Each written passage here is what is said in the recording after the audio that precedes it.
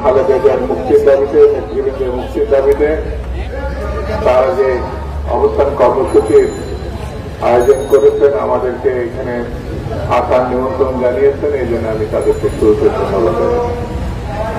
বন্ধুরা, সরকার বড় বিপদে আছে। এতটাই বিপদে, গতকাল দখলদার প্রধানমন্ত্রী এমনিতেই বেশি কথা বলে, তারপরে পূর্ববর্তী মোড়ের সাদা চামড়া প্রসঙ্গে এনে যে কথা বলেছেন, অত্যন্ত মারাত্মক কথা। আমি এই কথার প্রেক্ষিতে আজকে প্রধানমন্ত্রীকে এই ঘটনায় স্পষ্ট করে বিবৃতি দেওয়ার জন্য, জাতির সামনে বিবৃতি দেওয়ার জন্য আমি দাবি জানাই। সাদা চামড়া বলতে আপনি কাদেরকে বুঝিয়েছেন? ইতিমধ্যে বাংলাদেশের রাস্তাঘাট, বন্দর সবকিছু একটি পার্শ্ববর্তী দেশকে দিয়ে দিয়েছে।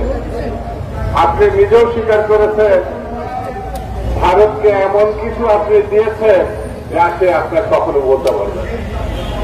তাহলে সাদা চামড়া বলতে আপনি কাদেরকে মিল করেছেন?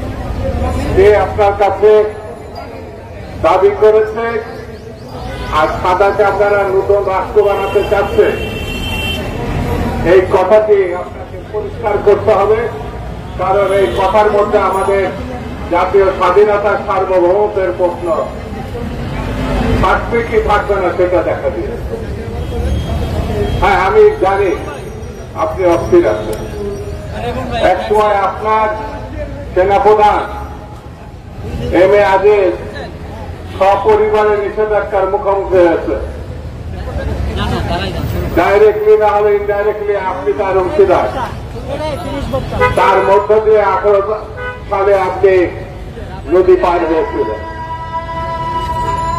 আপনার এক সময় পুলিশ প্রধান বেনজির আহমেদ, তার যে বিপদ, কোর্ট যে তার সম্পদ এবং ব্যাংক জব্দ করার জন্য বলেছে, তারও এক সময় আপনি শুধু সমর্থকই ছিলেন না, তার ঘাড়ে চেপে পুলিশের সমর্থনে আপনি সরকার গঠন করেছেন। যে চাকরি থেকে গেছে, যে বিপদে পড়েছে, সেই আপনি মই কেড়ে নিয়েছেন। আপনি বিপদে আছেন।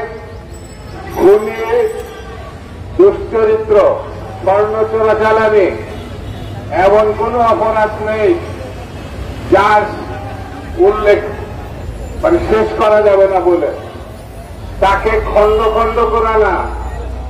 পুলিশ কমিশনার হিসাবে হারুন সাহেব উল্লেখ করেছে, তার হাড় থেকে মাংস ছুটিয়ে নেওয়া হয়েছে। সে আপনার পার্লামেন্টের সদস্য। বুঝছেন? আনার এইসব দুর্নীতিগ্রস্ত মিস্টার আজিজ এবং বেনজির আহমেদ আর দুশ্চরিত্র এবং লম্পট জাতীয় সংসদের যদি সদস্য হয়, আর সেই সরকারের সেই প্রধানমন্ত্রী যদি আপনি হন, আপনার দল হয়, তাহলে আর কি বাকি থাকতে পারে? সেই সময় আপনি পায়ের তলায় মাটি নেই, আপনি অনুভব করেছেন। 7 তারিখে 3-4 মাস আগে আপনি একটা নির্বাচন দেখিয়ে ক্ষমতায় এসেছেন। এই 3 মাসের অবস্থা আপনি অস্থির হয়ে গেছেন। বাকি সময় এখন পড়ে আছে। এই দেশে বেগম খালেদা জিয়াকে যারা মিথ্যা মামলায় তথাকথিত বিচারের নামে 6 বছর জেলখানায় বন্দী রেখেছে, তাদের আগামী দিনে জনতার কাঠগড়ায় দাঁড়াতে হবে। তাদেরকে এই দেশের ব্যাংকগুলো লুটপাট করে নেওয়ার প্রশ্নে দুর্নীতির ভয়ঙ্কর কলাগাছে দেশটাকে ধ্বংস করার জন্য তাদেরকে একদিন বিচারের মুখোমুখি হতে হবে, জনতা আর আদালতে দাঁড়াতে হবে। বন্ধুরা, আমি বেশি কথা বলবো না।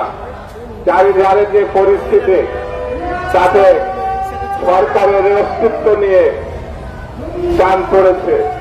সরকার থাকবে কি থাকবে না, কবে যাবে, কত তারিখে পদত্যাগ করবে, এই প্রশ্ন দেখা দেবে। এরপরও আমি শেখ হাসিনাকে বলবো, আপনি পদত্যাগ করে বিরোধী দলের সঙ্গে আলোচনা করে একটি সুস্থ নির্বাচনের মাধ্যমে বাংলাদেশ রক্ষা করার জন্য একটি সরকার জনগণের হাতে ক্ষমতা, জনগণের হাতে ফিরিয়ে দেন। তাহলে হয়তো আপনি রেহাই পেলেও পেতে পারেন। এর অন্যতা হলে আপনাকে যে আন্দোলনের মধ্যে যে পতন হয়, তাহলে পরে সেই পরিস্থিতি আপনি সামাল দিতে পারবেন। আজকে যারা এখানে আমরা একসঙ্গে উপস্থিত হয়েছে, সভা করেছে, তাদের কাছে একটাই অনুরোধ, দেশ নেত্রী শুধু না, দেশকে রক্ষা করার জন্য হলো আমাদের ঐক্যবদ্ধ হয়ে রাস্তায় নেমে আসবে। রাস্তায় নেমে আসা ছাড়া যে সমস্যার মধ্যে বাংলাদেশ পড়েছে, তার থেকে বেরিয়ে আসার আর দ্বিতীয় কোনো পথ না। সেই জন্য বন্ধুরা, আসুন আমরা ঐক্যবদ্ধ হই এবং আন্দোলনে ঝাঁপিয়ে পড়ি। এই আহ্বান জানিয়ে সবাইকে ধন্যবাদ জানিয়ে আমি আমার বক্তব্য শেষ করছি।